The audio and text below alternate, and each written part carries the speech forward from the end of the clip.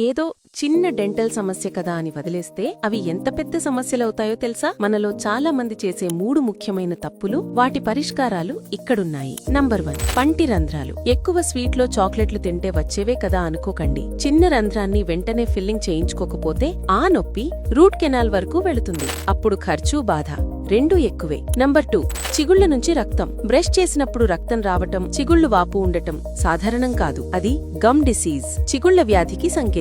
వెంటనే స్కేలింగ్ చేయించుకొని నోటి పరిశుభ్రత పెంచుకోండి. నంబర్ 3, నోటి దుర్వాసన.